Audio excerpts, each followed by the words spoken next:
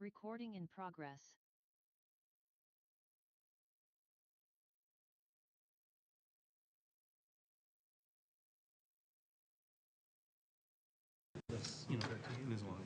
Chaska Parks and Recreational Commission, Tuesday, September 9th, 2025. Call to order. Roll call, please, Marshall.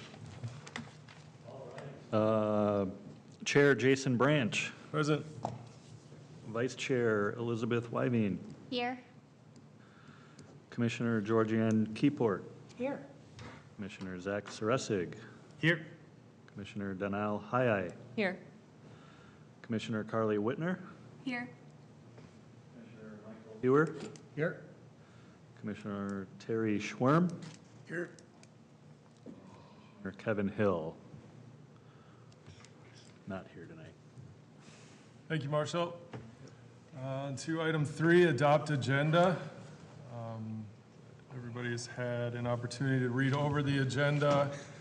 Any comments or changes to said agenda for this evening? Hearing none, I'll entertain a motion to adopt this evening's agenda. I motion to adopt tonight's agenda. Aye. I'll second. I'll second. Mike Hauer. All in favor, say aye. Aye. All opposed?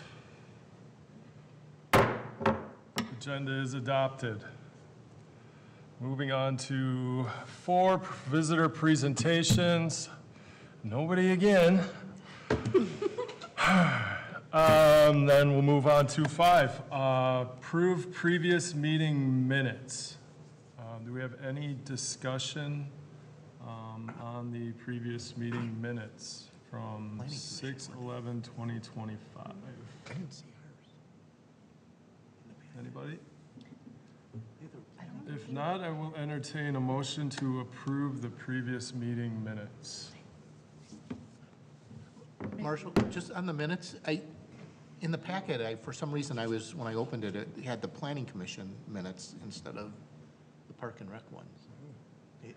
Did anyone else have that?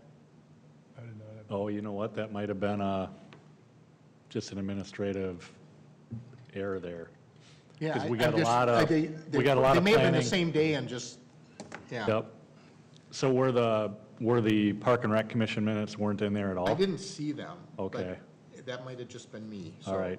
There was a 6/11 Planning Commission meeting minute, Okay. so no Park and Rec meeting minutes were included.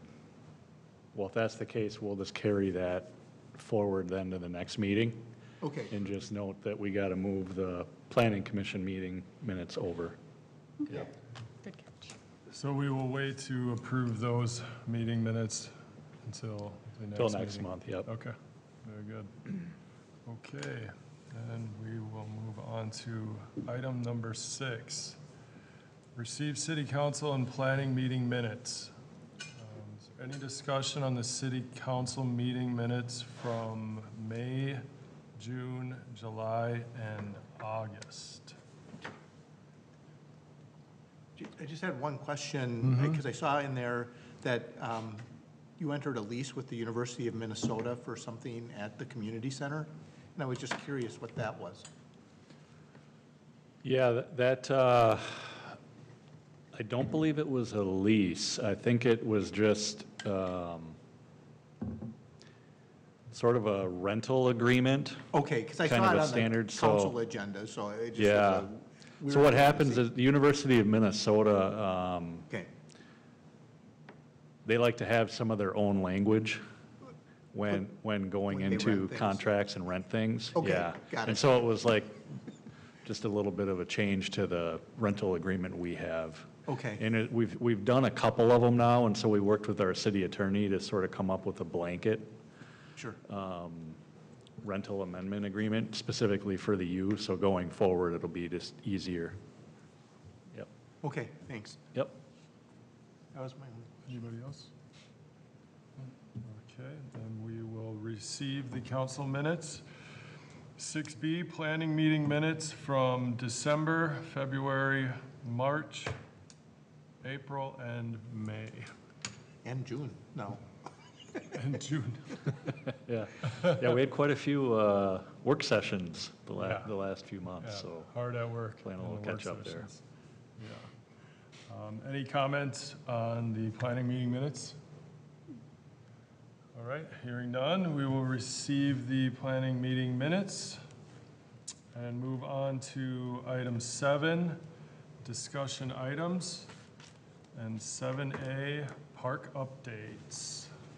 All right, let me just go ahead and my screen ready here.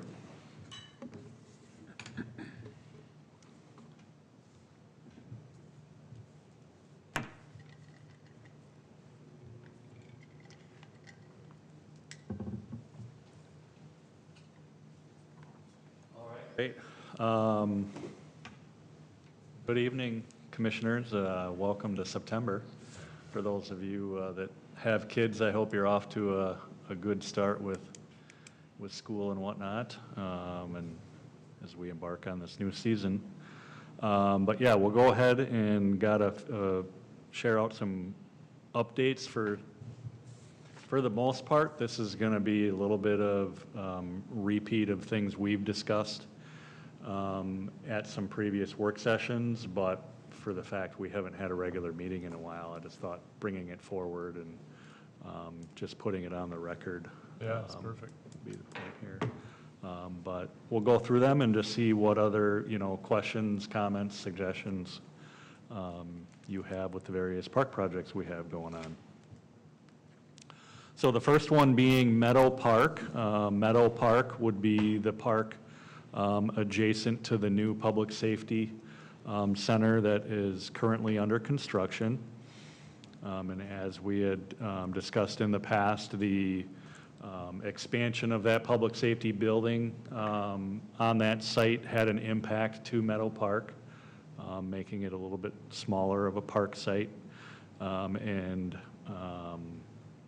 Ashley, within our planning division, kind of led the effort on this park planning project, and it really came together working with a few residents in the neighborhood that we invited in to be a part of the planning process.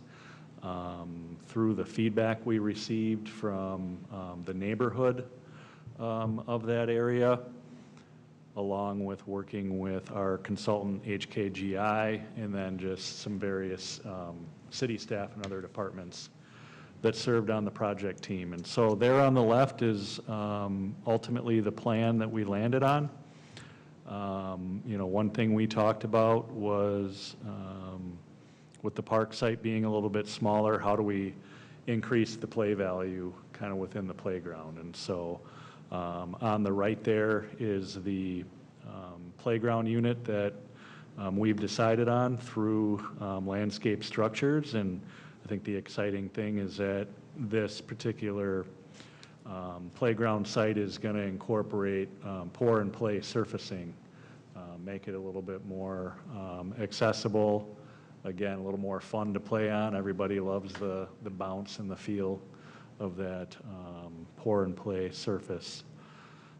And then there's also going to be a 20 by 20 park shelter building, not building, but shade structure, so to speak, that'll have picnic tables underneath it, which we think will really be a nice sort of gathering place, spot for shade, and really a nice area too for our public safety, fire, and police to be able to engage with families and kids out at the park site. The playground, if you can see my cursor here, the container too is also going to have a wider sort of sidewalk all the way around it, which would be kind of nice. People can walk around it, kids could ride their bike around it, things of that nature. And then there will be a fence installed kind of along the back perimeter of the park area. Just keep creating some separation from the park and the stormwater ponds that are going to be on the site. And then there's the trail that's going to come through and that'll connect to the existing trails that had been there in the past.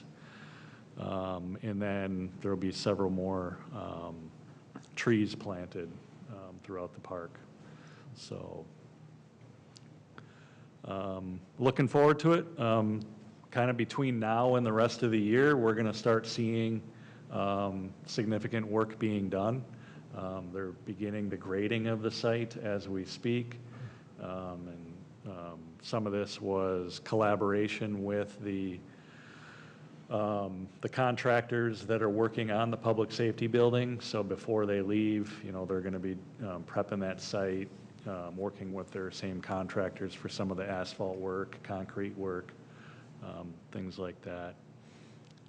And then in talking with Brian Jung, our Public Works Director, today, he is aiming to try to get the playground and the pour and play in yet this fall. So Yeah. weather permitting, Wow. you know, we kind of feel like we have up until the end of November to accomplish that. So that's the goal, Great. which would be nice. I think from what I understand currently, the building should be available sometime in December, and I think the plan is for the police and fire departments to kind of officially move into that site sometime in January. So things are coming along. Great. Any questions on Meadow Park? Would the park be open if it completes before the facility is open? Yeah, so I mean, there'd be nice, I don't think the grass is gonna be established by then, so we're gonna try to keep people off of that, but I think there'd be access for people to get in and play on the playground once that's available. So, you never know, sometimes late November, early December, we get still some decent weather, so. Yeah, yeah, that's true. But we'll keep you updated on that, kind of between now and the end of the year on the progress, and hopefully we can get in and get some pictures as they're preparing the site a little bit more, and then whether or not the playground's going to get installed. Okay. So, Is that for the grass, I assume now, I've been by there a few times, but is that all gonna just be seed grown, or are they going yeah, to? they'll probably just do seed. Okay. Yep. All right. Okay. What's the concern with that play surface? Say it does go in the fall and you open the playground and then you have a whole bunch of mud all around the outside. Do we concern ourselves with that, or is this stuff clean up pretty well? I mean, it cleans up pretty well, you know. There could be maybe some things they put in place along the edge. You know, you Okay. see those socks that they put out Yeah. to try to Okay. control All right, yeah, erosion and things like that, great, okay, if that's a concern. yeah, Yep. all right. Yeah, I mean, I'd love to see it open as soon as possible, and get kids in there and using it, but also don't want to destroy it before it's broken. Yeah. Yep. I think the neighborhood would like to see it open too, based off Yeah, of sure. what I've heard, Yeah. so. Yeah, good. And as far as the residents and the two residents that were more heavily involved, everything's pretty positive? Yeah, they're Yeah. really excited about the Good. direction and, Awesome. Good. Because I remember in the beginning, it was kind of, whoa. So that's really good to hear. yep. Cool. And maybe more of that was per the facility itself and not necessarily the playground part, but that's good. That's good that it's all positive. It's good that we still have, looks like a decent amount of green space around there, because that was always one thing that was nice about that little park that was over there. There was, nice Yeah, grass, that was green probably one of space. the more significant impacts to Yeah. this park was losing some green Yeah, space. yeah. And it looks But- like, But there's some trees and decent green everything. space here to the south, we feel, Yeah, I agree. for some, Yeah, I know there was a desire too of the neighborhood to incorporate a basketball hoop or like a half court, Mhm. so, there would be potential for us to look at that into the future in that green space area. okay. But another thing we talked about, and I think even Commissioner Hill had brought up the idea a while back, was maybe even considering a hoop within the parking lot, Yeah. you know, and so we'll give it some time and to see what the traffic patterns are, and if there seems to be a kind of a decent spot for something in the Sure. parking lot where we could add that too, that's something we can look at. Very cool. So Marshall, essentially where the driveway comes in between the park and the building, Yep. in terms of any barriers between the park, the pedestrian path and everything, what is on this, in between the pedestrian path and the container? Are you talking like on this edge right here? Yeah, I'm not exactly sure. I don't know if it'll be curbed and then it'll just go, you know, there'll be some grass and turf here. There is a little bit of an elevation drop here, so we could even see some sections that almost a retaining wall there. And then it'd be more of a step down, coming off of the parking lot into the container site. so where the driveway coming in there, the parking lot there would be at a higher elevation than where the pedestrian path is and the playground. Yeah, yep. And have they experienced any delays with the building, the playground, everything, like, because all those roundabouts there have all been pushed back? Have they experienced the same delays with this project that like the roundabout construction has experienced? I mean, I think my understanding was that the hope was for the departments to move into the public safety site more this fall. So I think we're seeing a delay just based on the weather there. We were always aiming for the park site to generally be sometime this fall, so I think we're on schedule for the most part. Cool. So as long as the weather holds, which it's looking like the next couple weeks, it's gonna be pretty nice. So I think the playground equipment's actually getting delivered in the next couple of weeks, Oh, no kidding. so. Awesome. Thank you. Yep. Thank you, Marshall. All right, next up, Southwest Chaska Park. So we spent quite a bit of time last month in our work session talking about the future Southwest Chaska Park and how we had completed the phase 2 of community engagement, and really kind of diving in on what some of that feedback was telling us. And if you recall, it was really responding to these 3 different themed concepts that we put out for people to respond to. And those were developed based on the initial first phase of community feedback, with those being kind of the 3 top themes that people were expressing that they would like to see at the future park. I think we, did our best as we went through that process during phase 2 to really emphasize that we're not really picking one of these. It's not like, this is the end-all be-all and pick one. It was really just putting them in themes and providing a variety of different amenities to showcase what the possibility is and kind of spatially how much could fit on this site, and for us to get a sense of generally what people prefer. So I thought we had a really good discussion last month. I think, we're wrestling with it a little bit because I think everybody sort of likes a little bit of everything. It doesn't seem like there's like a super clear, like, must-have type of thing, which, I guess as I reflect on it, I'm not overly surprised either, and I think the neat thing is we look back at the market study we did too, there's nothing glaring that we're missing within our park system. here in Chaska, so a lot of what we're doing here is additive. And, you know, I think bringing it back to the core amenities that we started with and that we're anchoring this park around is the Miracle League field and the universal designed playground, you know, are really the two key things that we want to, you know, really do well at this park, because those are things we don't have currently in our system.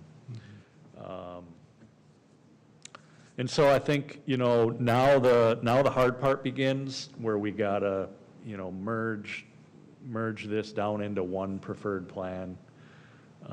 And then also the reality starts to set in on cost, you know, and that's kind of where we're at right now, working with the consultant and getting some preliminary cost estimates back, and, you know, trying to understand how they're coming to those numbers. And it's sort of a, I don't know, it's going to take a little more evaluation at this point, I guess I'd say. So we've been a little bit on a pause, but we do have a meeting with Confluence coming in next week, Monday, to sit down and really dive in on those numbers, you know, and for me to, you know, be including Matt Podorowski and kind of confirming where the budget is and what's really accounted for in the park budget, and is there anything else that we can be accounting for differently. We want to, you know, understand that some more. We had also had a previous meeting with Confluence to talk about the potential grant opportunities that could exist for this park site. I think especially as it relates to some of the nature and stormwater management. We're hoping that he comes back and has some thoughts and ideas on, you know, what that could look like too. So that's kind of where we're at, you know, kind of understanding, you know, evaluating what the community's been telling us, you know, taking into account the discussion we had, and then now kind of getting into the nitty-gritty details of what things cost. You know, and I sort of shared this with the council update where, you know, we wanted to be aspirational in nature coming out through the community engagement, you know, but you run the risk of when you do that and then the numbers come back and it's like, yeah, we might not be able to do everything we showed. But that's okay too, I think. And again, I think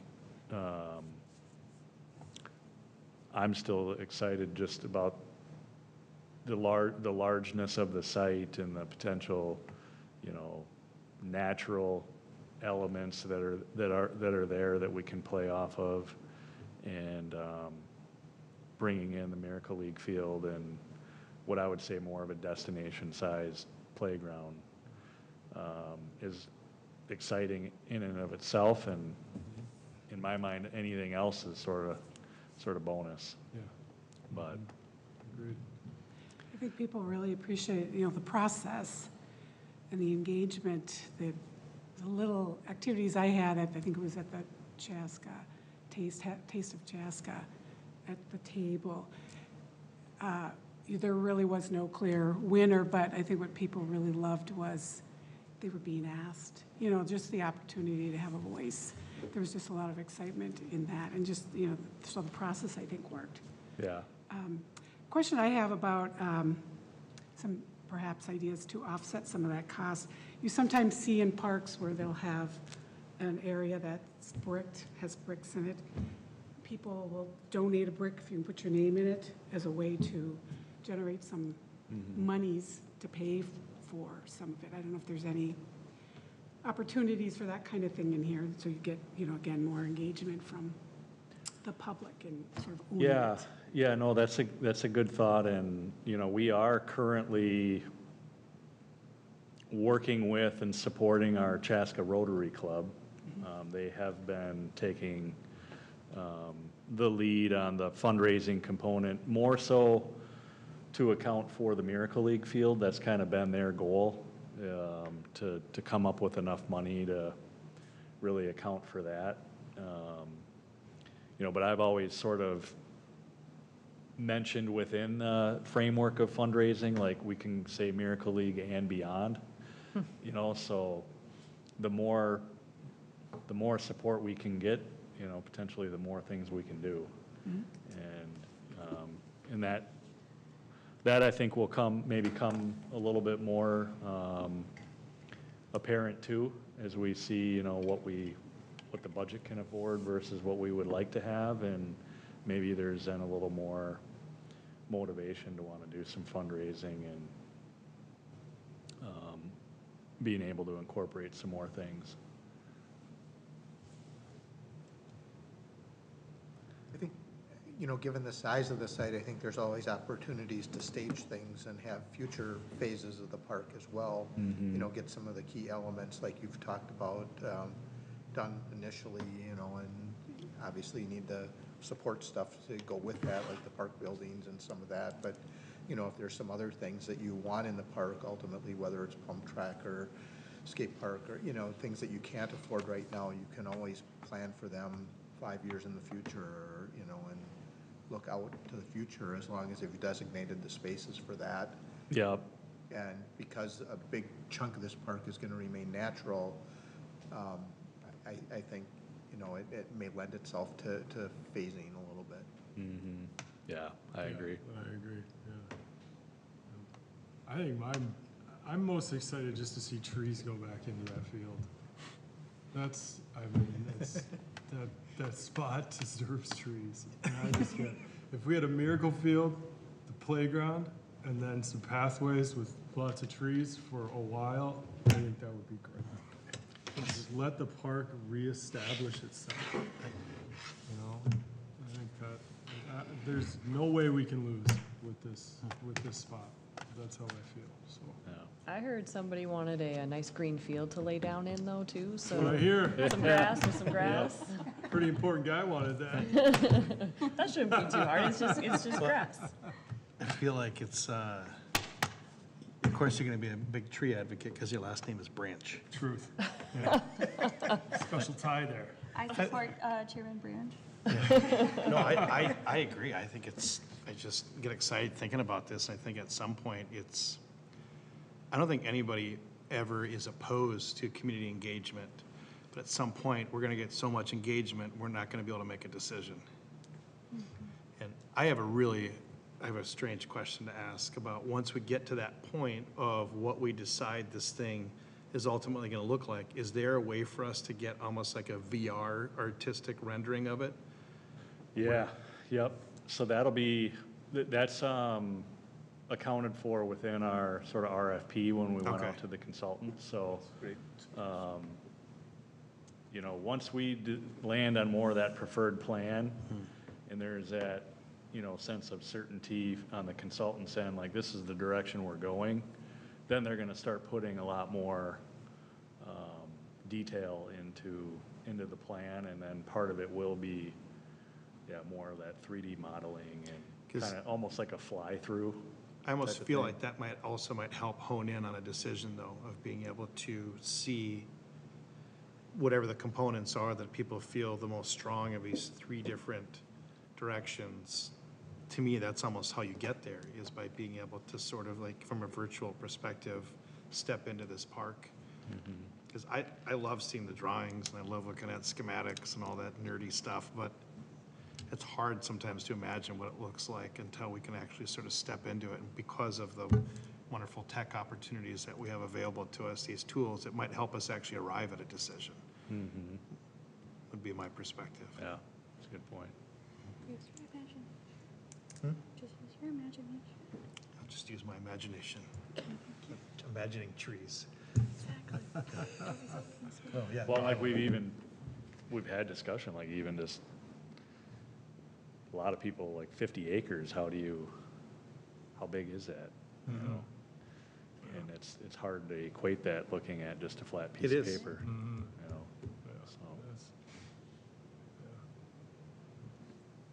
So, Good. So you Yeah, can- so we'll kind of continue to work with the consultant on our end, and, eventually we'll get to a point where, I think we'll feel good about a preferred concept that we feel is implementable. And I think at that point, I'd look at coordinating a joint work session with the commission and council, just to get your feedback. Does it seem like something you can support? Any other thoughts, suggestions, so that we can make any final tweaks as necessary, and then from there, bring it back through formally to the Park and Rec Commission for your recommendation to go to the council. Question, Mm-hmm. when that discussion is taken to city council, if there are council members that are upset that there are certain elements that are not included in what's being presented, how do we plan on handling that? Are we saying this is what we are suggesting and we're not taking it back to the drawing board and pushing back on that? Or are we saying, okay, I'm hearing that there's a strong opinion about elements that have not been included and we're gonna take it back to the drawing board, and then we just end up in this endless loop of can't get it past a certain idea? How are we gonna handle that? Yeah. Well, ultimately, it's the city council that makes the decision, so you're providing them your recommendation, but they ultimately decide and approve. And so Okay. I think, that's a conversation they'll have to have amongst themselves, and either it'll work out, or potentially they could, bring it back to us to look into further, Okay. and so then we would just follow through on their direction. All right? Yep. We're seeing the same feedback about the park that city council has access to as well. Like all the comments from the engagement, like at Taste of Chaska, River City Days. So ultimately, we're seeing all the comments. We'll take that into consideration. I would think Yeah, yep, city council is gonna rely on what we've looked at and yeah, yeah. Yeah, and so thus far, I think they've been, pretty happy about the direction. But maybe to Nell's point, yeah, people have different preferences and likes, and, yeah, so we gotta just do our best, as staff, really what my role is more facilitating the process and taking the feedback from the community, and you as sort of the voice of the community, and working with the consultant to develop a plan that you all feel is representative of that feedback, but also that we can implement from a budgetary standpoint, and that our park maintenance division feels comfortable, maintaining going forward, so, yeah. Yeah, it's coming along. I think it's coming along really good. We're just kind of we're at that juncture where now it gets a little more real, to have to decide and really look at the cost of things. We don't have any timeline for our groundbreaking or anything on this, correct? Not per se, but we've generally been, striving towards getting a preferred plan approved by council by the end of the year.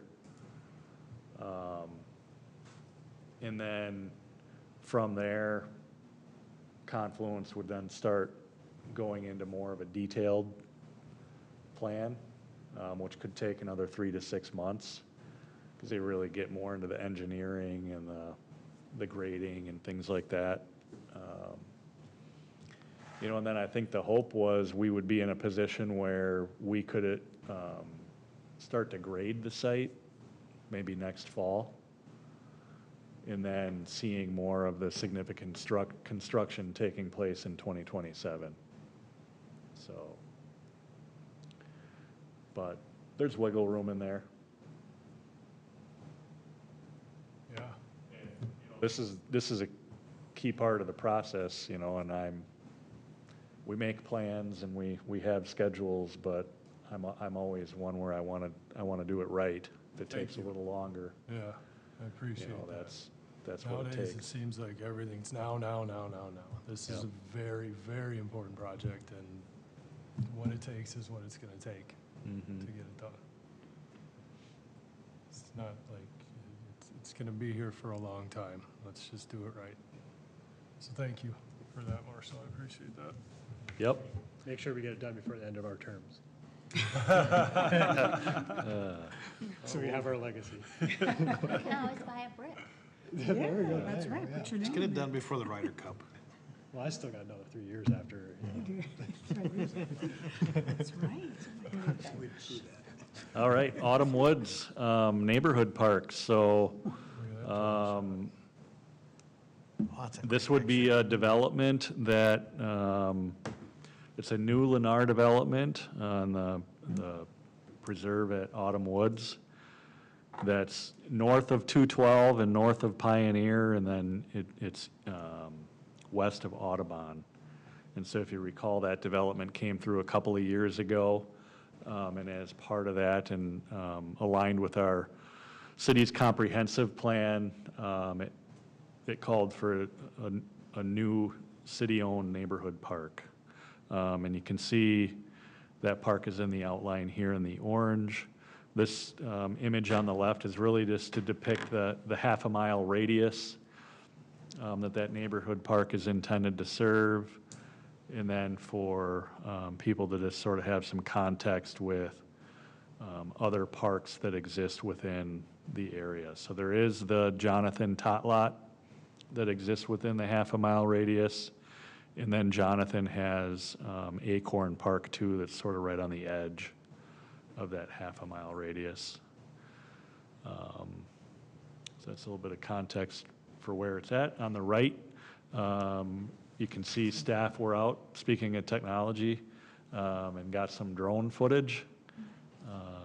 Yeah, it's a great shot.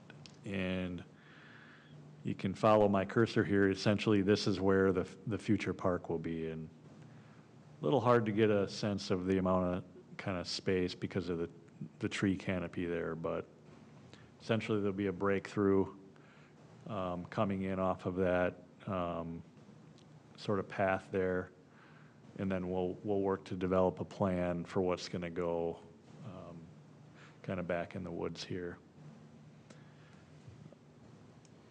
Are there a lot of trees that'll have to be taken out, or we keep it in? Most of those we're gonna keep, yeah. So You that's can kind of see a, there's a huge field behind the trees. yeah, there's like a pretty nice opening, you know, back in there, which would be a nice spot. It was one of the most fun bus rides we had. Somebody comes out of the house like, what are you doing here? We were trying to find a way in the back, but there are too many weeds, and there's poison ivy, and we're like, okay. Marshall just drives the Like Parks we're- and Rec van down this person's stuff past their house. It was so fun. Hoping there wasn't a snake, yeah. It was so much fun. How many years ago was that now that we were in there? Right? What's that? How many years, what, was it 3 years ago? No, it was, Say no, More than that? I wasn't on. Yeah, it doesn't that feel Michael like and I this weren't is- on yet, You guys weren't so. on yet, okay. Yeah, that's back when we used to have fun. Yep, then I took over and we just started getting things done, didn't we?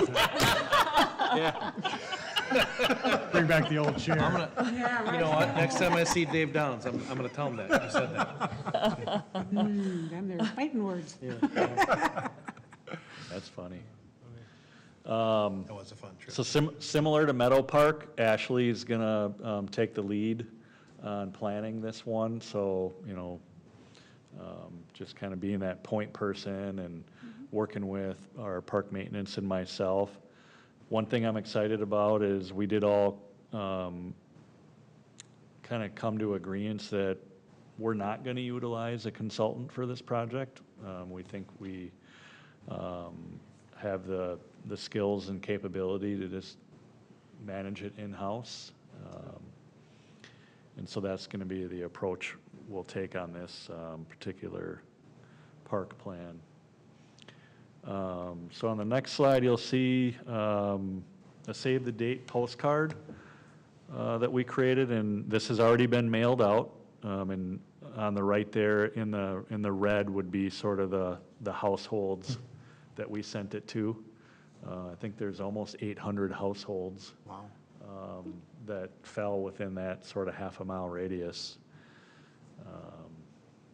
Did Lennar fill all their, did they sell everything already? And have they- Within Lennar, Yeah, like with everything that they were building, I have think they I- sold everything? And I'm pretty sure. It- Yeah, it's pretty well built out. Yeah, I think it's built out. I actually have a friend that was the construction manager, and he's now in Waconia with Lennar, so. And beyond this save the date where there is a collection of resident feedback, for this one, we're not including residents in the planning process, correct? Correct. Okay. Yep. Cool. So we're inviting them out to meet on this, at the site on October 2nd there at 5:30. And I would encourage and invite all of you to attend that as well, so you can listen to the feedback. The intent of that meeting will really be a kickoff meeting. Allow residents that are interested to come on over, meet the city staff that'll be a part of the project,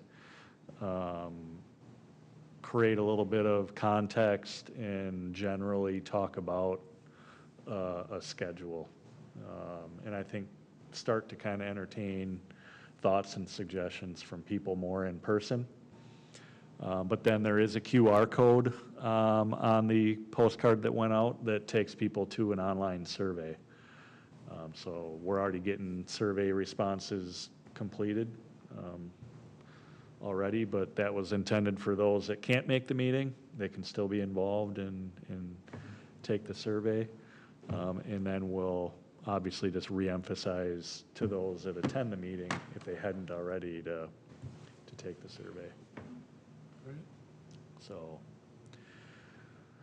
that's kind of the plan there, and then, we'll use sort of the rest of fall and winter to kind of go through that planning process in the hopes to come up with a final plan sometime in the early winter of next year. And then that gives our Park Maintenance Division and Public Works sort of the go-ahead to factor that in as a fall project next year.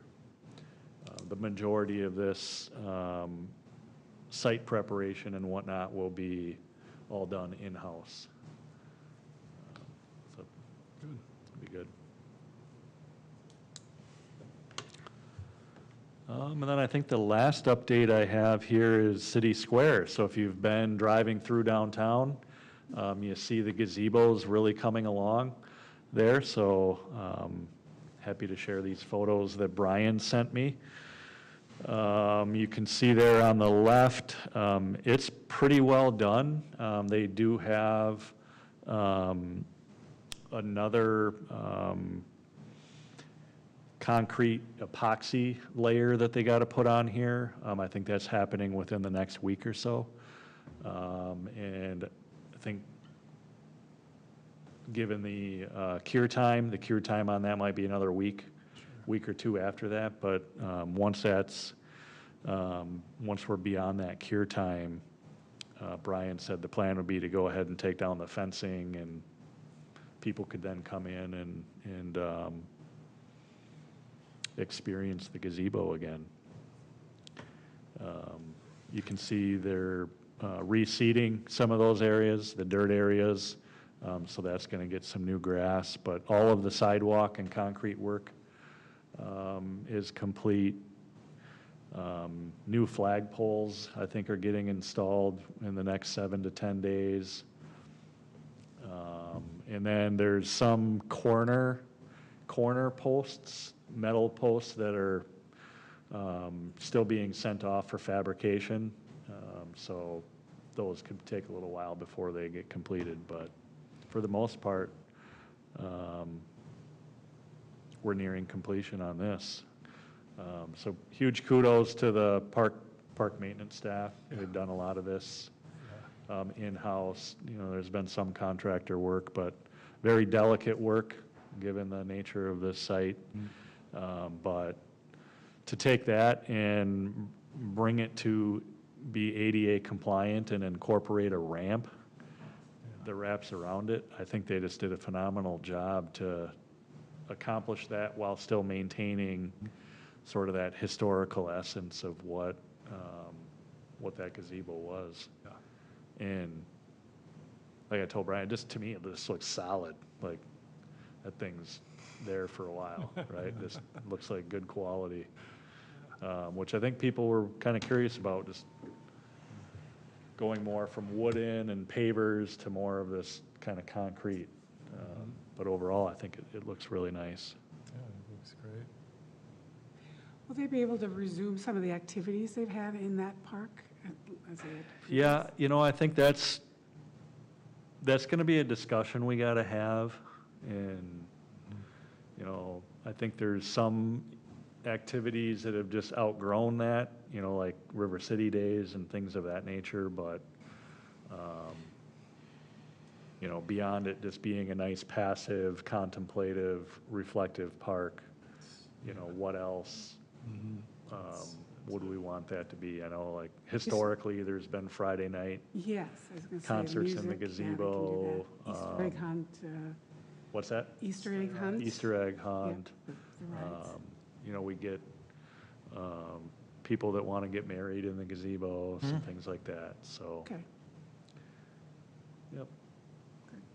What was, I remember there was some discussion at one point about the burial grounds there. Whatever ended up happening, whatever became of that, did anything change around that? So there was a lot of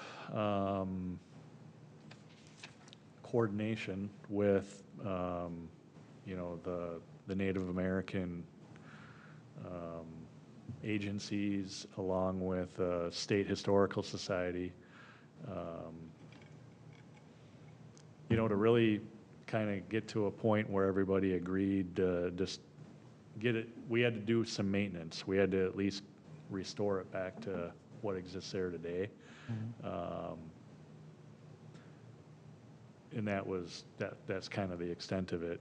You know, we weren't really in a position to move the gazebo or do any intrusive digging, things like that, just out of respect for those burial mounds that are there. So like, are they marked off and people shouldn't walk over them, or like, what's? Yeah, I don't know what the plan is gonna be for that, if that's just gonna go back to what it was before, or if we're gonna be, maybe there's an opportunity for some more educational signage and to talk about that. I think that would be cool. But I think those are some future discussions we gotta have. Okay. Yep. Because I think in general, their stance is they don't really want attention brought to it. And that's why there's not more signage there now. Yeah. Just out of respect, I think is that they ask that not more attention be drawn to them than already is. That's great, Marshall. It's good to see. It's good to see that this one wasn't a huge one on our radar. I could see just the amount of work and detail that went into this project. So, I mean, it turned out great. I'm glad it's there and it's nice, but it's for some folks who are really into this, I'm sure it's nice to kind of have this one in the rear view, just to have it done finally, and I think it looks great, so it's awesome. And it's kind of the icon for Chaska, you know, that gazebo. It is. So, Yeah. Yeah. I think there's a lot of And lot of yeah, pride that went into restoring that and just getting it back to being functional Yeah. again. Yeah, and I think we've evolved as a city to have, you know, there's not the real necessity to have all the events here anymore. Now we've got firemen's and we've learned to utilize lions a little bit more. So, yeah, I think this just being a peaceful spot in the middle of our beautiful downtown just isn't a bad thing at all.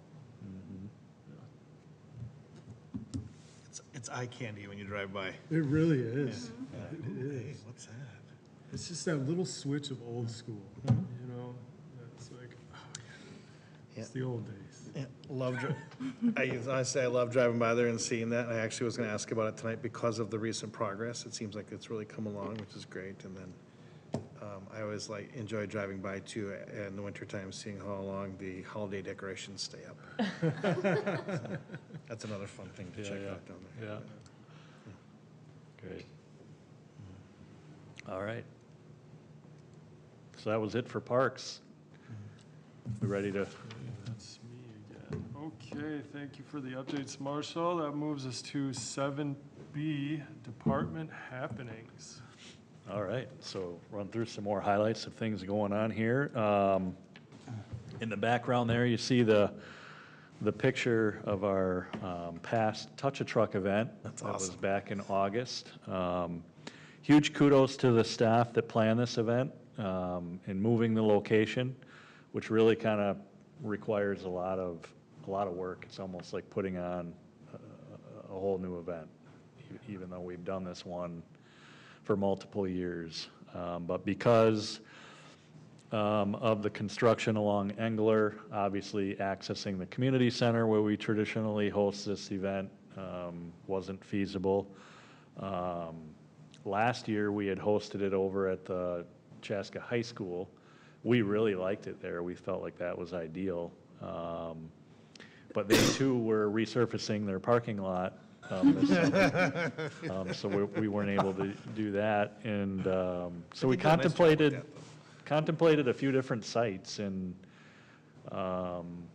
through some feedback we had gotten from the business community at the top of the hill, we thought, well, let's try doing something different and do it up in the Chaska Commons area. So thankful for the various property managers that are up there. There were 3 different property managers that we ultimately worked with to make that happen. And I think ultimately we had a great turnout. It was a little scary because it started raining, kind of downpouring as we're setting up. But literally, once the event started, it stopped and the sun came out. And this event always surprises me because it's pretty simple in nature, but it attracts so many families and kids, and it's just fun to see. And then not only that, also a lot of our community organizations come, the different sports associations and things like that, and have games available, and just good kind of end of summer event before kids go back to school. So yeah, very successful event. Whether or not we'll do it there again, we're evaluating that. You know, I think while it was a great location and we loved the sort of the interaction with the business community, there was some safety concerns with just needing to close access and having staff out on the road and things like that. So that might be reason enough that we'll probably come back. I think we would like to work with the high school. I think if they're open to it, that is kind of our ideal site. There's just plenty of parking, nice open field for play and things like that. So that's kind of where we're leaning towards bringing it back for next year. Last week, prior to Labor Day weekend, the community center was closed. This is our second year we've done that, and it allows us to really do a lot of deep cleaning and organizing and doing a variety of projects. We typically do pool maintenance where we drain the pool and clean it. Some years we take the ice out and put it back in, and so just a lot of planning and coordination goes in just to getting things prepared for that week, and then a lot of staff hours and sweat goes into the actual week. So again, big kudos to staff. But here's a picture of an exciting project we did to replace the indoor playground at the community center. The previous one was beyond its life expectancy, and we had some some safety concerns with that. So this was something we were able to get budgeted last year. And I think it really turned out great. Got a little more height to it compared to the last one. There's some cool areas for kids to explore within there. Our own staff did all the flooring. They were able to take some rubber flooring we had had from the previous fitness center and repurpose that, and bought the tile squares from Home Depot and laid those themselves. So a lot of cost savings went into that. And then we were able to work with our electric department to upgrade the lighting in there. So we got LED lights. It's nice and bright, and you kind of notice it when you come into the front entrance, like it's glowing over there, and it's kind of cool. And just kids are very drawn to it, which is fun. Throughout that week too, we had to do some work in the parking lot. So Public Works addressed several trees that were affected by emerald ash borer. So that was kind of a nice week to do that when we didn't have all the cars in the parking lot. So I think they took out, I think it was about a dozen trees throughout kind of the medians of the parking lot, and then put them through the chipper, and then we repurpose all that. So it's kind of cool. Sad to see trees go down, but it's kind of nice to just, it just seems like the building is a little more visible and open, and just, I don't know, better sight lines as you're coming into the community center and trying to find parking and things like that. So, so that was a good project to get done. Midsummer, we did end up having a leak in our pool.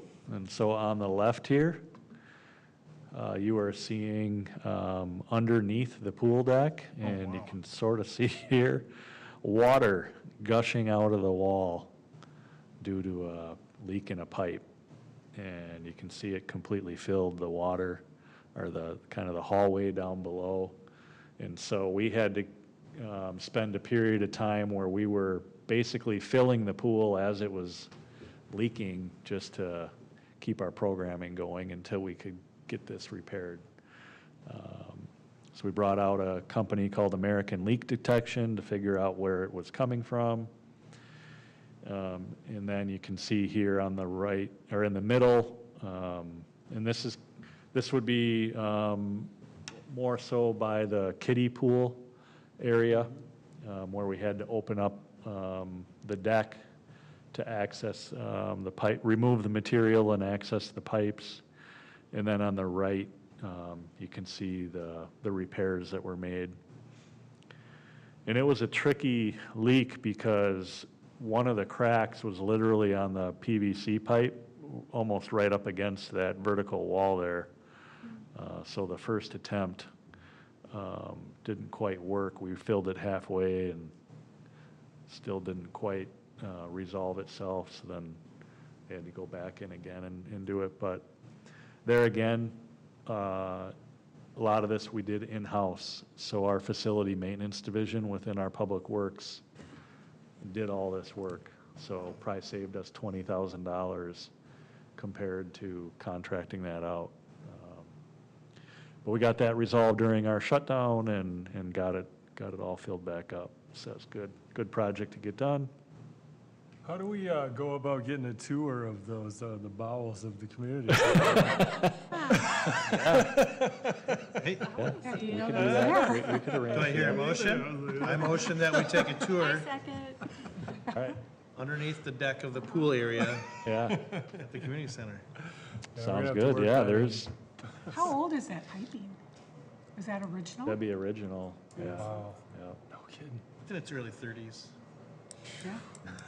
We're Well, going to have walk a good through there life. and talk about how much programmable space there is underneath the pool Yeah. deck. What's down here? Daycare, anyone? Missed Haunted house. opportunity there, Marshall. Yeah, I love it. Yeah, Engineering it classes? requires a little flexibility just to even get down there, 'cause you gotta get So down a ladder. The picture on the left that's the opposite side of where that PVC pipe goes into that wall on the picture on the right? Is that what that is? So underneath the deck, but beyond that wall, is this where that pipe comes out underneath? Yeah, right here? Yeah. Yeah. And that's where that pipe pipe's coming out underneath over Coming there? out, Okay. yep, That's really cool. coming out through here. We gotta go hang out down there. It's like a Goonies, like adventure. Oh, yeah, there's some, large mechanical rooms and pump rooms that we could take you back in. Slough down there. I think the last community center update I have is just showing our after-school care program. So school started, kids are back, fun to see. One thing that did occur over the last couple of months was Orchard Hill, which they formerly were Alphabet Junction. They had a daycare within the community center, and they leased space from us, and they had approached us wanting to get out of their lease. And so we talked through that and came to the conclusion that we were okay with that because we actually were seeing a need for expanding some of our own programming. So our after-school care program, we were sitting at 30 kids enrolled, but we had 30 on a wait list. So we felt like capturing that space that Orchard Hill had would allow us to open that up and accommodate more kids, not only through our after-school program, but then also in the summer with our Extreme Kids Care program. Yeah. And so I think in the end, we'll actually probably net more revenue through our own programming than that lease agreement. Sure. So, Being such a need for the community, both the extreme kids and then especially this after-school care. I mean, every parent that I regularly talk to that works outside the home, the biggest stress is, did you get your kids into club care? And then those that did not get into club care, it's like, what do we do now?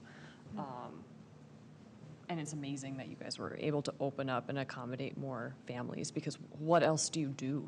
Yeah. What do you do? So yeah. I'm really proud that our community center is offering those two programs. I hear it's a lot of fun. I mean, Yeah, and it's a lot of kids we're in our at neighborhood. 66 kids It's awesome. in the program. And it's fun to see Lisa, who heads that up. She's just so passionate about it and just making connections with the other staff in our department to do fun things. So she coordinated with Missy, our fitness instructor, to work with one of her instructors. This is one of the first days, and the kids got to do this drumming pound class. You know, and there's times where she's coordinating to take the kids out ice skating, and then there's times where they might go in the pool, and, you know, so it's like, I think we're gonna be the preferred after-school spot, just because we got so many neat amenities and services we can do. So it's fun to see. Chaska Curling and Event Center. So this December actually marks the 10-year anniversary of when that facility opened. And so we're really kind of looking at all of next year as sort of the 10-year anniversary and starting to plan some things around it. And on the left there, you can see a 10-year anniversary logo that our marketing manager, Chris Lindahl, designed. So just, you know, incorporating silver. I think silver is the 10-year color. And then, you know, what's also exciting is this coming winter is the Winter Olympics. And whenever we have the Winter Olympics, there's always just an uptick in an excitement around curling. And we see a lot more people wanting to come in and do learn to curls. We see more corporations want to do, you know, team outings in different events. So I think next year's is going to be a big year for the Curling and Event Center, where we're able to, you know, celebrate the 10 years, play off of the Winter Olympics. We're also going to be reinvesting back into the event center space. So we're gonna be putting in all new carpeting, and brand new chairs into that space. So staff have been, working with a vendor on a variety of options and kind of coming up with what we think will be a good fit, for that event center space, to not only accommodate weddings, on the formal end, but just down to, programming and, business type meetings and things like that. The 10 years also marks,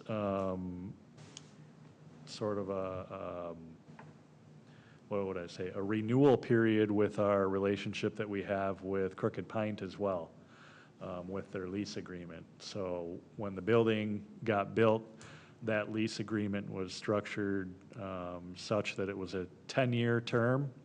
And then with that, there's the option, Crooked Pint has the option for 2 more renewals, 5-year term at 5 more, at intervals of 5 terms each. So we're having ongoing conversations, with the owner of Crooked Pint. They're interested in wanting to renew, so we're talking about that. One thing that we're also talking about with them is, kind of resurrecting the Players Lounge within the, curling center. We feel like, as we kind of look back, that's an area that, we've let go a little bit. And so working with Crooked Pint on how can we, get, staffing down there and just kind of consistency so that, at the end of league play, which is most nights of the week, the curlers have a place to go that kind of feels more clubbish, to hang out. And so they're putting together what I would say more of like a slimmed down menu of beverage options, so that we can't have the full bar like at the restaurant, but kind of here's the 10 things that people generally would want. And then they'll have staffing there to be able to provide that. And then they're also talking about having a food option that would be more like a basket. So that way servers aren't having to carry plateware from the restaurant all the way down to the Players Lounge and then figuring out dishes and all. That'd be just more of a basket that when you're done, you could throw it away. And then we're reinvesting into the furniture within that space as well. So hope that actually should be in place by the time leagues start here in early October.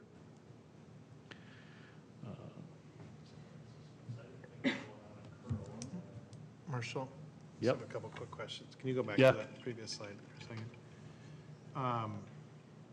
The Players Lounge, you guys had talked at one point, because we were looking at the naming rights for the facility, about wanting to expand that. Is that still on the table of maybe expanding that lounge out?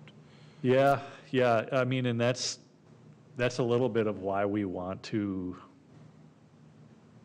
sort of resurrect it a little bit and get more activity in there. It's hard to justify an expansion if we're not using it. Yeah. So our thought process is we gotta put more energy and effort into that space and show that people want to be there, and then I think that's gonna then support a potential expansion down the road. Because it's a spot I think the club players want to be in, but it has limitations. The size of it as it is today does not support, all the curlers across all 6 sheets of the ice, 48 of them to be able to go in there. Yeah. It's not How big big enough. is it? What's that? How big is it? I don't know the exact square footage, but, it's probably accommodating more for like 25 to 30 people. I mean, And it's then the probably sight lines are tough too, same length of this room here. And And is then, it downstairs where you don't have an outlook of the ice, or I've just never been in it? If you're in the restaurant, it's on the opposite end of the ice, Okay, over in the corner, and you'll see some glass over there. yeah, It's like on that corner where Chaska Boulevard and 41 is. It's Kinda that part see of the into building. it. yeah. Okay. Those windows Oh, it on that looks kind corner. of like a conference room. Yes, yeah. It's a large conference room. Yeah. Yeah, I mean, it just, from I'm not a curler, but from my perspective, it doesn't seem big enough for what it could potentially be. I mean, it's nice that they have their own bathrooms down there. And there's a little bar set up, but there's only it's just not big enough, you know? Yep.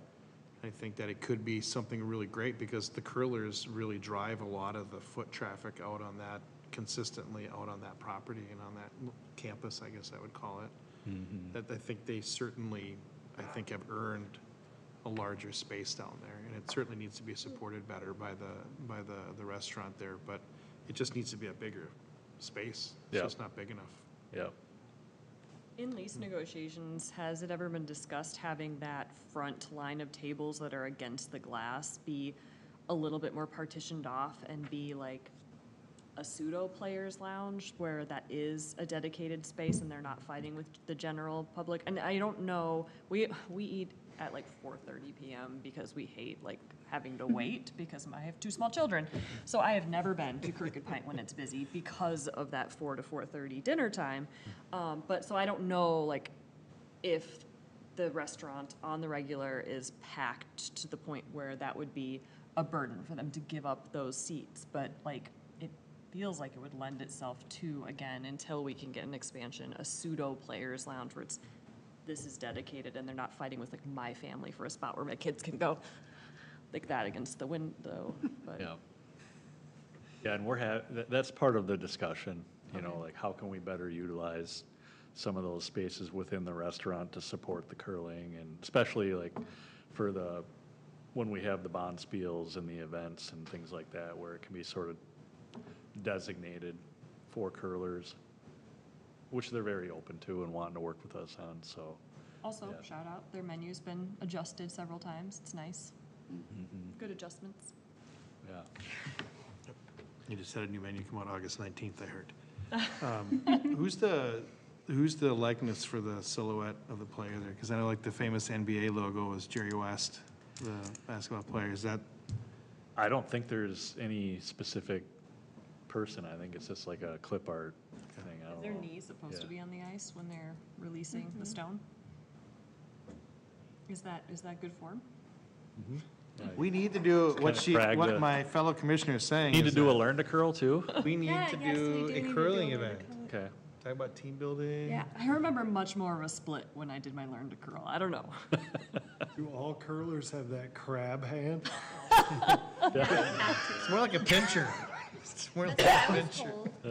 Crab hand for It looks Tootsie like for Lego curling. hands. It's like Lego.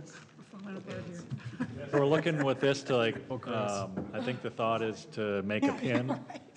That A lot of curlers like pins, and then, Yeah. we're looking at, accounting for, or figuring out who have been members at the curling club since it opened and still are. And maybe they'll get a special patch, kind of a 10-year patch, and Oh, that's a great idea. Yeah. kind of thinking about some other different types of fun activities throughout the year. Next year's Fire and Ice will be a big, Fire and Ice celebration honoring the 10 years too, so. And to think a Holiday gas station was like the top contender for that corner. Oh, This is so seriously? much, but yeah, no, Holiday was, I can't believe it's been 10 years. Yeah. That's amazing. Chris did a really nice job with that. Yeah. It looks really cool. It's 25. Yeah, now that, I think you all know I'm an empty nester now, so I'm gonna be participating in Thursday night leagues. All right, Marshall. But I get in on the curling. I've always kind of wanted to do that. Good for you. Life has been busy, and, so I look forward to, experiencing it a little bit more, which is pretty cool. So you'll be able to teach us and learn to curl. Yeah, I gotta start practicing for sure, because it's harder than what it looks. Client. Yeah. And then just looking ahead, couple events coming up. We always are one of the host sites for the Big Spiel. That'll be coming in January. the weekend of the 8th through the 11th. And then we'll be hosting the U.S. Curling National Championship, the Club National Championships.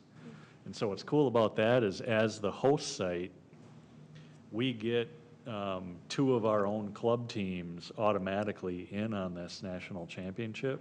Great. And so this weekend is our sort of in-house playdown.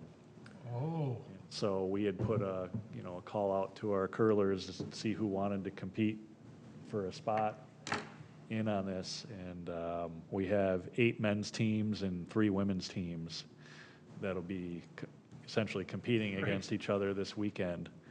And then they'll be participating in this future national championship fun. out in March. So that'll be fun. And then, just to highlight programs, our fall program activity guide has been out and about.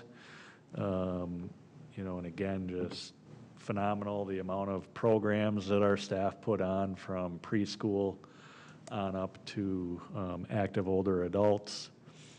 So encourage everybody to take a look at that and register for what interests you. In the middle there, highlighting our scholarship program in honor of former Park and Rec Commissioner Nick Mason. We're seeing more and more people take advantage of that, which is great.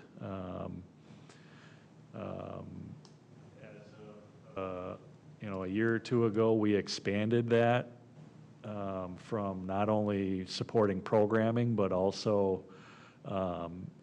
90-day pass to the fitness community center. And we knew that would be popular, and so we had to essentially determine a kind of an annual dollar amount that we would allocate towards that and sort of manage it on a quarterly basis. And now we're sort of seeing a wait list for people wanting to access that, and so that's going to be something I'm going to advocate in our budgeting process. If there's maybe some support we can get there to build up that fund to be able to support people that want to access the fitness center. And we'll continue to, do what we can to promote this and encourage people to donate towards the fund. Is that something that you could reach out to like the Lions Club or Rotary or one of those organizations to donate to on a yearly basis or something? Mm-hmm. Yeah. Unless they yeah. already do, I have no idea. Yeah, I mean, they donate to a lot of other things to support our department, but not necessarily this one, but that's a good thought. We've even, we thought about like, maybe during the holidays, when kind of the season of giving, and trying to capture some of that might be a good time. We already have it set up where when people register online for programs, sort of when they check out, part of the kind of checkout basket, there's an option for people to donate.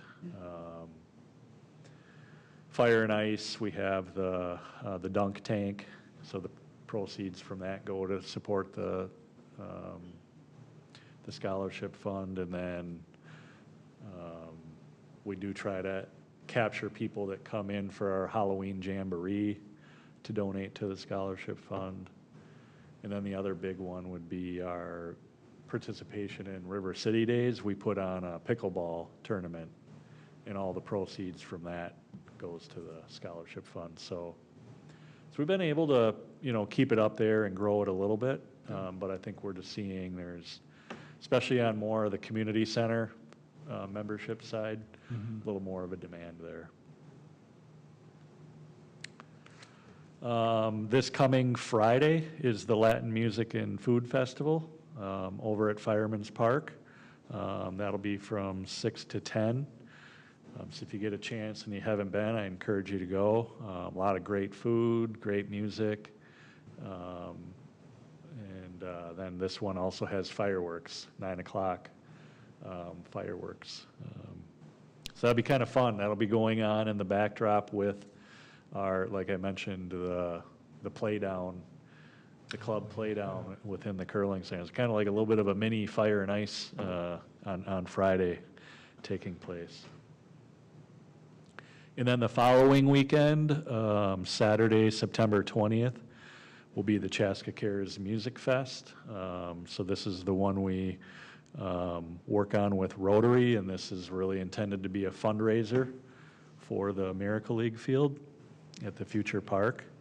Excited about our headliner this year, Josh Malloy. I don't know if any have heard of who he is.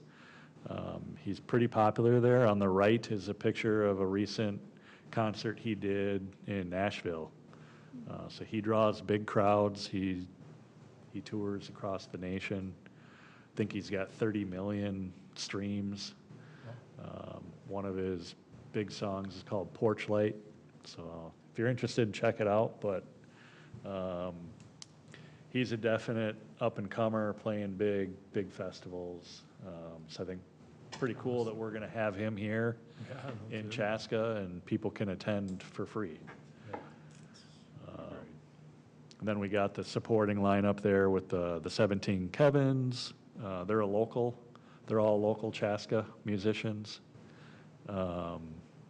Mike Poot, he's from Farmington. Becky Ray Dalton, I know she's from kind of the Carver County area. And then Reese Glover is also kind of a Minneapolis-based musician that's starting to gain traction. So that'll be at Fireman's Park, 4 o'clock, kick things off. Really just a music festival with food trucks and beverages. And then Rotary is selling Split the Pot raffle. So that's another kind of fundraising component going towards it. I think it's up there where the winner would come out with $10,000. So find your local Rotarian if you want to buy some raffles. And then the last update I have is our recreation management software. So we decided within our department to switch gears. We currently utilize ActiveNet for our software management, and just feel like we're at a point where we need a better solution. And so through that, we've evaluated several options and have landed on Finley Sport. Finley Sport is located out of Minneapolis, so that's one nice thing from a support standpoint going forward, that they're sort of right in our backyard. They're rather somewhat new, but they have a lot of experience within their staffing. So their ownership, they used to run a software called Galaxy, and kind of their bread and butter was within the ice arena operations and software to manage ice arenas. And then ironically, Galaxy a while ago got purchased by ActiveNet. So the owner of Finley Sport used to work for ActiveNet, and then over time decided to go out on his own and create his own platform. So he's got really good experience with ActiveNet as well, which I think will be helpful as we transition. But ultimately, our goal is to provide even a better experience for our residents when it comes to registering for programs, seeing things online, things of that nature, but also a solution that I think will just be easier for our staff to use on a day-to-day basis. And then for me, ideally, a solution that's going to get us to better reports and get at the data that can help us inform decisions into the future. Huge undertaking, though. I mean, this is a major project for our department. Chris Lindahl, our marketing manager, who also really kind of helps us more on the tech side of things, is leading this effort, along with our different division managers are taking the lead. Are user accounts going to transition over seamlessly, or will people have to create new accounts? people have to create new accounts. Yep, so that's gonna be something that, yeah, we're gonna have to work through, you know, but that's They sort of don't it. offer any support, that seems, if this is an upgrade, I would say that's not a very good selling point, because the end users are gonna be, they're gonna be upset. Is the registration process? But part of it is we want to start with clean data, and there's just a lot to clean up in the old system, so I think setting up a new account will be rather simple from what I understand. I don't know, you've got lots of kids linked on, you have to get both parents on there, you've got like past history. Yeah, Sorry, yeah. that's, my Oh, yeah, I objection mean, is that's It's gonna one be of those, it's, terrible for the end you know, user, a but. little bit of pain to transition, but hopefully in the long run, we're gonna see the benefits come through.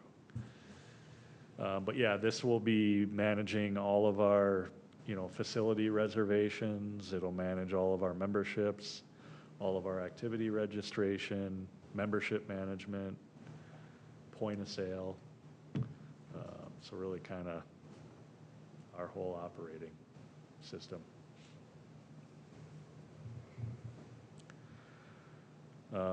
So yeah, staff are working on that back-end configuration as we speak. And, you know, I think the hope is that we'll be able to transition over. We're thinking December 1st is sort of our target, so that as people are looking to register for the winter activity, we would have them, you know, set up their new account, and then get registered in the new software. Sounds like you got a beta tester over there. Well, yeah, I would be happy to beta test. I would say, I mean, anybody who has historically done the activities that fill up immediately, like Extreme Kids, like the after-school program, like swim lessons, like that user group has to know weeks in advance, because they're gonna be ready on the dot to sign up for those classes and those activities, and they're gonna be so upset if it's like, wait, now I'm being prompted to create a whole new thing, and then they lose out on a spot. You're gonna have really upset people.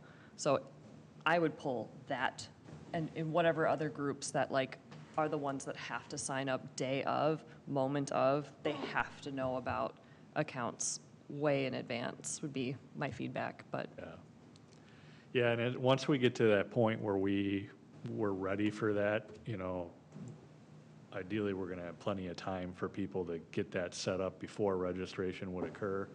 And that'd be a big campaign we'll be putting out there to let the community know, hey, we're moving to a new software. In between now and then, we need you to set up your new account. Contact us if you need help with setting that up, Sure. you know, and get people situated. Yeah, Yep. good. I think that is it for the updates. Okay, that brings us to item number 8, other business, and 8A, the round table. We start with Mike this week. Geez, it's been a while since we've met, right?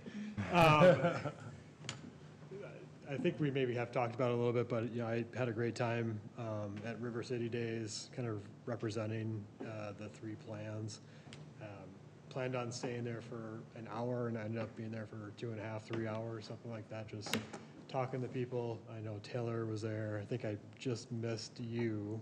I think you were there earlier, but, you know, it felt really good to be, you know, engaging and talking to the community, because there's, you know, a lot of different viewpoints from people, and, you know, kind of gave me pause and lots of things to reflect on as we kind of work on that community park going forward. So, so that was great.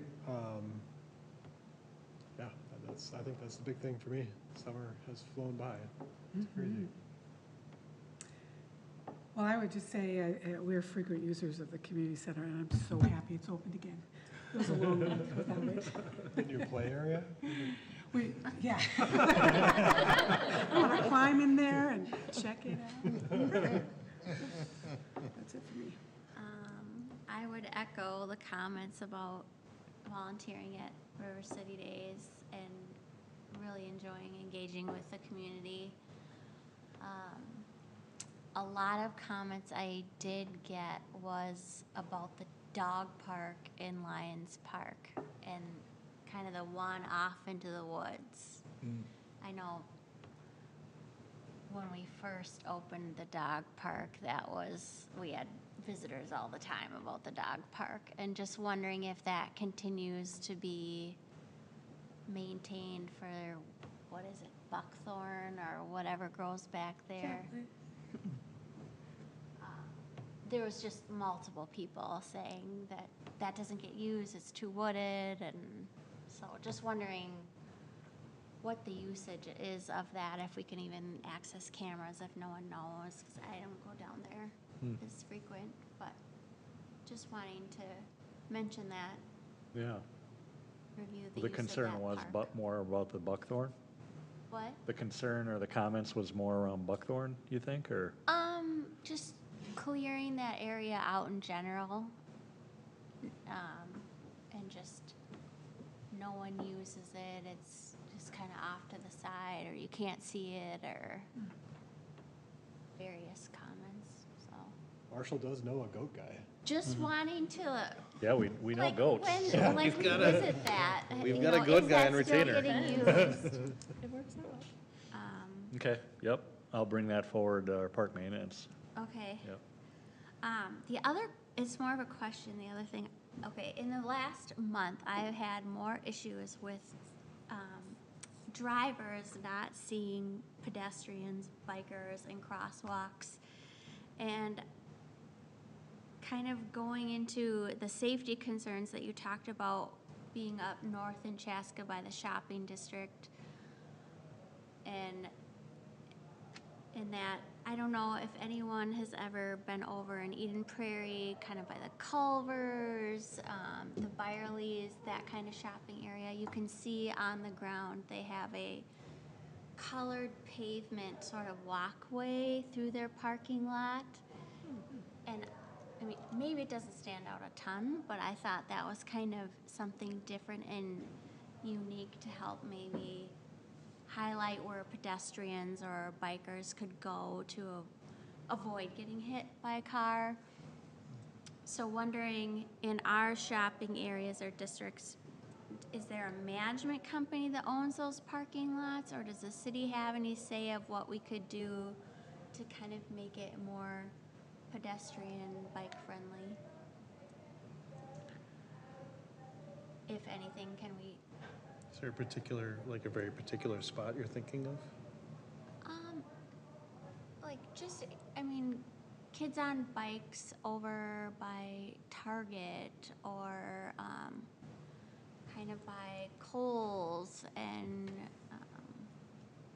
what else is it? Aldi, Chipotle, lots of kids are on bikes over in that area.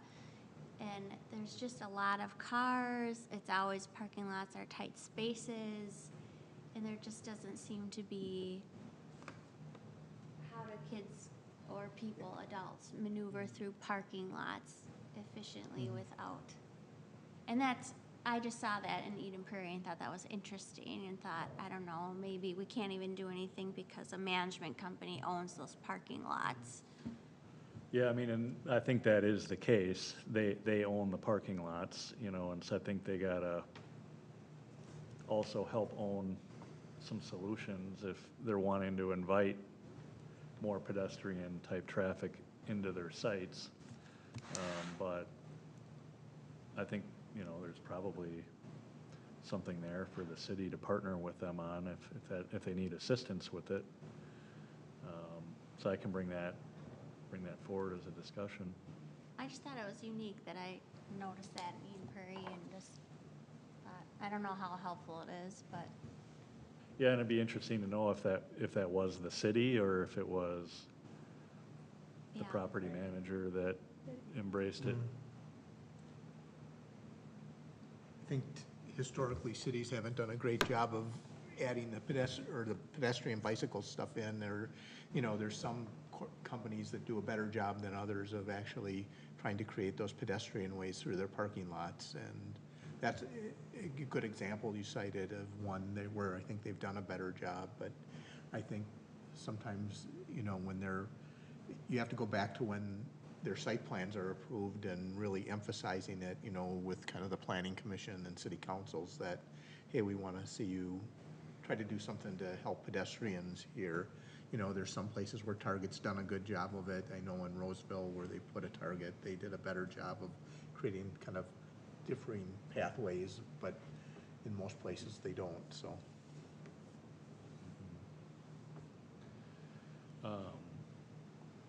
One thing along that lines, though, is Public Works is gonna be installing some more pedestrian, kind of those flash signal lights, where it'd be more of like a push button along Hunter Mark. Going over to Cortina Woods, Nice. Yeah. they desperately need one there. Absolutely. So I can follow up with some of the specific locations, but, you know, I think we might see some more of that, which I think will help too, is just looking at some of those busier intersections and, That is a big one. I've crossed Percentage. there many times, and I think people just forget that pedestrians have the right of way. Yeah. Oh, bothers me so much. But although that entire neighborhood to the west of Hunter Mark there is in the walk zone for Chaska High School, and actually even going across 41 where I live, it's all in the walk zone. So all the kids who live in those neighborhoods have to cross that. And I'm just telling you, I run and bike that path constantly, and it is really hit or miss whether cars will stop when they see me standing there. And it's horrible at night. You can't see anything around there at night, but. Maybe that's where we need like a named brick fund. There you go. There you go. Yeah, but, so that's gonna be one crossing where they're gonna be putting the flashing yeah, I'll lights? follow up with the specific location. Yeah, Brian sent it to me yeah, recently, so. I took a picture of it probably a month ago, 2 months ago, and sent it to our mayor, just like, we need something here, this is horrible. We can do better than this. Is it safe to assume that the Bavaria Hunter Mark crossing, pedestrian crossing would probably be getting one as well? Yep, yep. That's great. Yeah, I think there were like 4 or 5 locations. That'd be great. Yep. Yeah, it's a shame that you just can't see that giant neon sign, you know, and the person standing there, puppy crazy, dog isn't eyes it? looking across. Yeah, it's crazy, That's isn't true. it? Oh, it bothers me so much when Yeah. people don't stop. I've noticed this summer, a lot of people who don't understand how to use the Hawks crossings, though, a lot of vehicles that stop and wait until it's completely off. It's like, I'm going, just To read this. watch me go. It's right there. I know, no, that's what I mean. I They have to read know, the it's sign. right there. You've got enough time to sit there and read it and understand, but anyway, keep going. People are stopping instead of just rolling through, for sure. It's the better. stopping, but they're stopping for too long? It's kind of funny at the bottom of 41. I know It's it's too safe. I'm sorry, okay? I'm sorry. It's like the pedestrian's already halfway, like, I know, down the road. I know. wherever they're going. I know. Mr. Sariswick? You already mentioned something about the trees getting taken out. I was just curious how much impact there has been throughout all of our parks in the community of trees having to be removed. If you have a guess or an estimate as to, or maybe for a future meeting. Yeah, Just out of curiosity. I had multiple trees in my neighborhood that have been taken out or that are going to be taken out. I can give you a guess, Marshall. if you what's want. that? I can give a guess to it. Like a percentage? Yeah. Yeah. It's ash usually make up about 30% of the canopy. So they're a really popular tree. So EAB's it's going to just take out, if you're not treating your ash tree, it's going to die. Chaska is probably 1 or 2 years away from being at peak EAB, so that means that every ash tree would be considered infested, whether or not it shows signs of it. So we're just getting up to that point. It's definitely changing the aesthetic of the city in numerous places. Yeah. Oh, yeah. It really Taking is. Hunter Mark and crossing over Pioneer Trail, so just adjacent across, from that where the cornfield, the little cornfield is. It's like, I'm assuming, was that taken out for developmental purposes, or was that? Yes. Because but it was just strange how much I've driven that road so many times over the last 10 years, and yet, just recently, I'm like, something's different here. Like, I can Yeah, I wondered if they had just bulldozed all those row of townhomes, because it was so weird. And I'm driving by there, I'm like, this looks really strange. I actually thought I was driving down the wrong road. And I'm like, looking around, and I'm like, but it's interesting, you know, and I joked earlier about Commissioner Branch being a tree lover because of his last name, but it's amazing how the relationship people have with the trees around their community. And my neighbor, it's really, he's having to have his trees taken out of his house in the front yard, and it's a very emotional thing for him because he's been in that home since it was built and our neighborhood was developed. He planted those trees with his kids, you know, and one of his children, passed away a few years ago. And, you know, it's like a very emotional experience for him, like he's losing a part of something, part of his family, you know. It's just trees growing in his front yard, but it's a huge memory of like, he was telling me which one he planted with which kid, and he's having to get them removed, you know. But it's really, I don't know, it's kind of interesting, sad and interesting all at the same time. Well, it's such an investment. You can't just take a 30, 40-year-old tree and put it back. Yeah, 100%. So yeah. much patience involved in that beauty. Yeah, Right? it is, it is, it is. I get it. Shifting gears away from trees, I was just curious about the community center master plan, where all that is at. And I know there was the talk of how to generate the revenue for the price tag and all those things, and I was just curious where all that is sitting at. And maybe it doesn't require an answer right now, but maybe be great to get an update soon. Yeah. Still, you know, we're still kind of in a standstill in determining what the funding source will be. I do think that the local option sales tax is available again, because I don't think the legislature, they had put a moratorium on it, and they had put together a special group to assess that, but I think that timeline has expired. I don't think anything came of it. So I think it just reverts back to the original form and what that's set up on. So got to kind of look into that a little bit more. And So we would have to get something passed on the state level to even get the opportunity to go out to the community to ask if they could pass a sales tax? yeah. So in the past, that's what the process was, is you'd have to get legislative approval first, to then go back to your community and conduct a referendum. Yeah. Is there ever any talk about that data center? Yeah, and so then that would be the other funding source that, you know, would help support the community center master plan.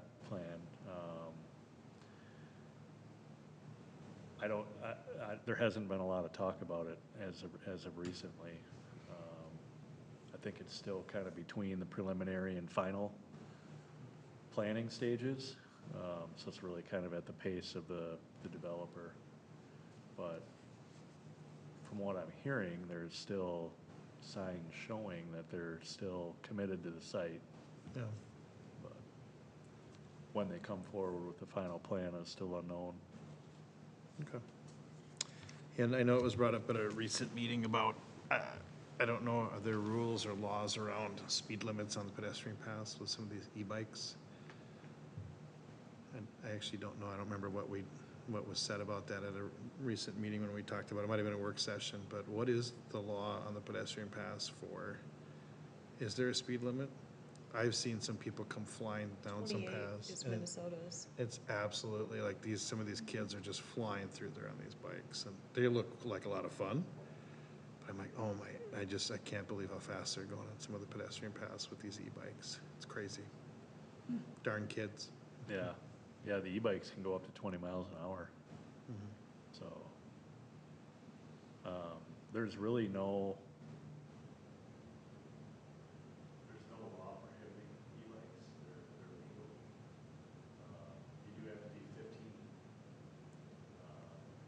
Where you have also required to wear a helmet. 11, I think. I just read these yesterday. Yeah. But you're starting to see some cities taking it upon themselves to develop some stricter ordinances. So I think that's gonna be something to keep our eye on. Sure. I know Lakeville just adopted an ordinance that I think essentially a speed limit of 15 miles an hour on paths. So, I mean, without putting a policeman or hiring more police to patrol the paths, how, you know? well, that's sort of the hard thing, is Yeah. you can adopt ordinances, but your ability to enforce them is a whole nother Sure. thing. Right. You know, but it does create the mechanism to be able to enforce, you know, so, again, it might not mean that they're gonna be out there actively trying to find this stuff, but if it's obvious or people report it or whatnot, then they can give a citation, since there is an ordinance that they, Or just, violated. I suppose in just having the ordinance, there are a few people out there that would actually respect it, which would then draw down. yeah, Yeah, yeah. makes sense. So I think we're seeing more and more things coming out, though. People are posting things, more education, and so I think hopefully over time, you know, parents will take it a little bit more serious with their kids and, you know, just talk about that stuff. And I think hopefully you see more schools talk about it too, and, you know, just the education and awareness around etiquette out on the sidewalks and trails. I was in Prior Lake coming in, if you come back this back way, anyway, I'm going down a hill, and I was doing 50 miles an hour, and there was a kid, he couldn't have been more than 11 years old, helmet on the sidewalk, keeping pace, downhill. I was just like, young man, young man, if you wipe out, you better hope you hit the grass. Seriously. Because you are gonna be in some serious trouble. That helmet, yes, may protect your head, but, oh, man. Maybe, 'cause at that point, it's like you're almost a motorcycle. Right, I mean, and Like, down the literally. sidewalk. Yeah, Crazy. yeah. Yeah. I mean, I was a wild one, believe it or not, but that's just No, no crazy. way. Good problem to have, kids out on bikes. This is true, they are outside, that's a win. Just kind of electric bikes. Not pedaling. Don't wanna Well, exercise there, yeah. step in the victory. Breathing fresh air, Liz. I'm done, thank you. Yeah. He spoke everything, so I'm good. I spoke on behalf of the trees. Yep. I have a negative and a positive. There were so many fun festivals, so many fun outdoor activities with my kids this summer. And I know that Park and Rec doesn't have anything over the River City Days. I live closer to Fireman's Park. Music's never kept us up. The 2 nights at River City Days this year, my kids couldn't sleep till midnight. It was rattling their windows, and they have sound machines, windows are closed. It was insane. And my husband and I agreed next year we'll probably approach whoever organizes it beforehand, because again, we live closer to Fireman's Park and have never had, like, you know, you can go outside and you know stuff's going on. The bass was unreal for 2 nights. We had no idea what was going on until we figured it out that it was River City Days. And so that was untenable, just because the kids from bedtime until midnight up and down, up and down, up and down, because you lay down and you can hear it. It was crazy. So that's the negative.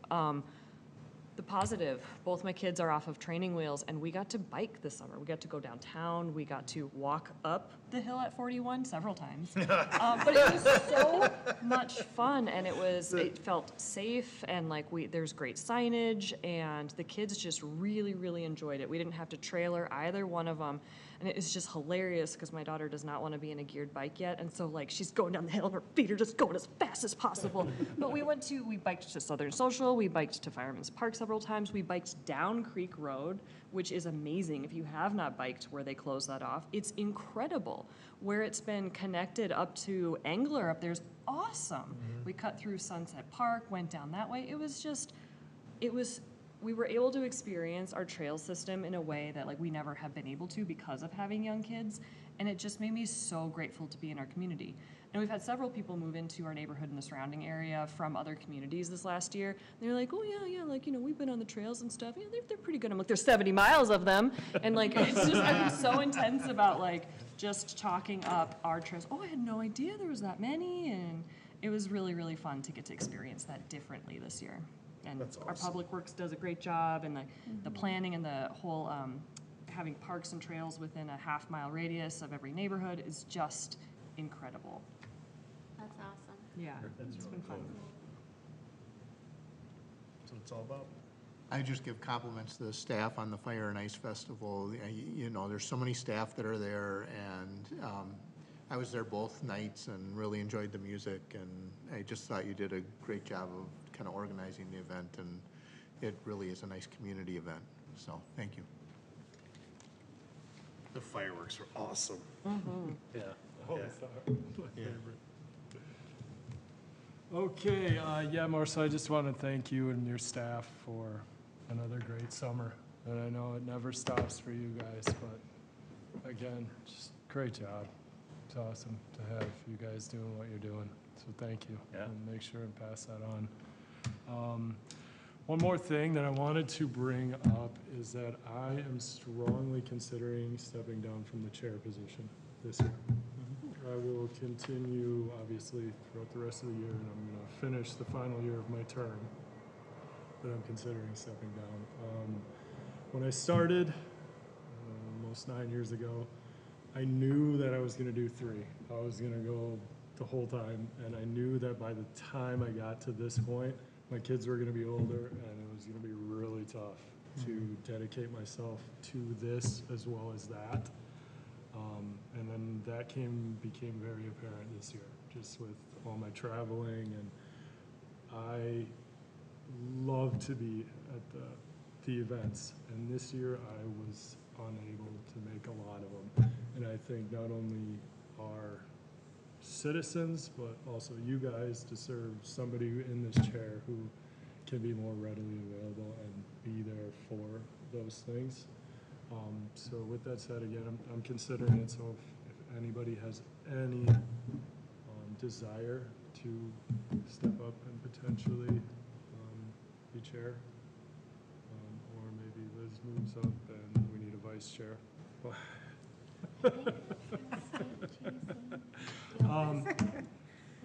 But yes, not an easy decision, but like I said, I'm not going anywhere. I'm gonna fulfill my term, and maybe it's just me personally, but it was tough for me this year to not be involved in those things, especially in the position that I sit in. So, but that's it. So, whoever wants it, come get it. And any one of you would be obviously more than qualified to do so. If I can do it, you can do it, right? But that's it for me this week. So anything else from you, Marshall? I think that is it, yeah. We'll look forward to meeting again in October. Excellent. Yeah. Okay, with that said, that brings us to item number 9, adjourn. Do I have a motion to adjourn? Sarasik and Terry. Oh man, I always space this stuff. All in favor, say aye. Aye. Opposed?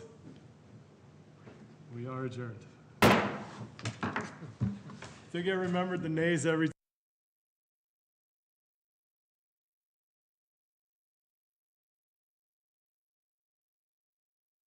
Recording stopped.